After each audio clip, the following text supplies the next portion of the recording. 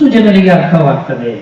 ಕನ್ನಡ ಭಾಷೆಯಲ್ಲಿ ಎಲ್ಲಾ ಶ್ಲೋಕಗಳನ್ನು ಅನುವಾದ ತಾವು ಮಾಡಿ ಆ ಮೂಲಕವಾಗಿ ಕಾರ್ಯಕ್ರಮ ನಡೆಸಿಕೊಟ್ರೆ ತಾವು ಮತ್ತಷ್ಟು ಜನರಿಗೆ, ಯಾರಿಗೆ ವಿದ್ಯೆ ಇಲ್ಲವೋ, ಯಾರು ಅಜ್ಞಾನದಲ್ಲಿದ್ದಾರೋ, ಯಾರಿಗೆ ಭಾಷೆಯ ತೊಡಕಿದೆಯೋ ಅಲ್ಲಿ ಈ ಒಂದು ಸಮಸ್ಯೆನ ಬಗೆಹರಿಸ್ಕೋಬಹುದು. ಇಲ್ಲದವರೇ ವೈದಿಕರು ಸಂಸ್ಕೃತದಲ್ಲಿ ದೇವಸ್ಥಾನದಲ್ಲಿ ಮಾಡಿದಂತ ಶ್ಲೋಕಗಳಲ್ಲಿ ನಾವು ಬುದ್ಧನ ಮುಂದೆ ಮಾಡಿದಂತಾಗ್ತದೆ. ಇವತ್ತು ನಾನು ದೇವಸ್ಥಾನಕ್ಕೆ ಹೋದ್ರೆ ನನಗೆ ಏನೂ ಅರ್ಥ ಆಗಲ್ಲ. ಯಾಕಂದ್ರೆ ಆ ವೈದಿಕ ಮಧ್ಯದಲ್ಲಿ ಮೀಡಿಯೇಟರ್ ಆಗಿರ್ತಾನೆ ಪುರೋಹಿತ.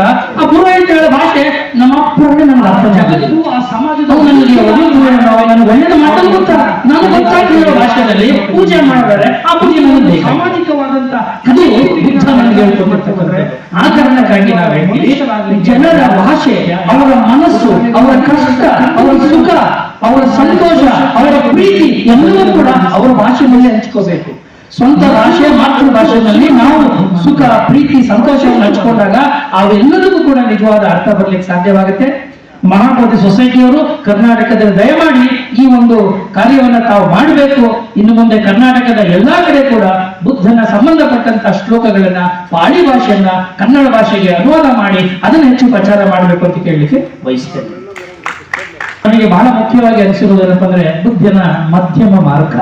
ಎಷ್ಟು ಅದ್ಭುತವಾದಂತಹ ಒಂದು ಮಾರ್ಗ ತಿಳಿಸಿಬಿಡ್ತಾನೆ ಅಂದ್ರೆ, ಇವತ್ತು ನಾವೆಲ್ಲರೂ ಅತಿರೇಕದ ಬದುಕಿನಿಂದ ನರಳುತ್ತಾ ಇದ್ದೇವೆ. ಇವತ್ತಿನ ಸಮಾಜದಲ್ಲಿ ದಾವಂತ ಜಾಸ್ತಿ, ಅತಿರೇಕದ ಬದುಕು ನಮ್ಮದು.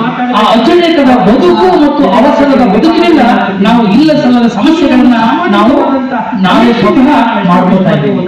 ಅತಿರೇಕ ಅಂದ್ರೆ ಏನು? ಎಕ್ಸ್ಟ್ರೀಮ್ಸ್ ಅಂತ. ಈ ಎರಡು ಎಕ್ಸ್ಟ್ರೀಮ್ಸ್ ಕೂಡ ಬೇಡ, ಇದು ಒಳ್ಳೇದಲ್ಲ ಅನ್ನೋ ಮಾತನ್ನ ಮೊಟ್ಟ ಮೊದಲಿಗೆ ಹೇಳಿದ್ದು ಬುದ್ಧ. ನೋಡಿ, ಆ ಬುದ್ಧ ಆ ಕಾಲದಲ್ಲಿ ಕಂದಚರ ವ್ಯವಸ್ಥೆಯನ್ನ ವಿರೋಧಿಸ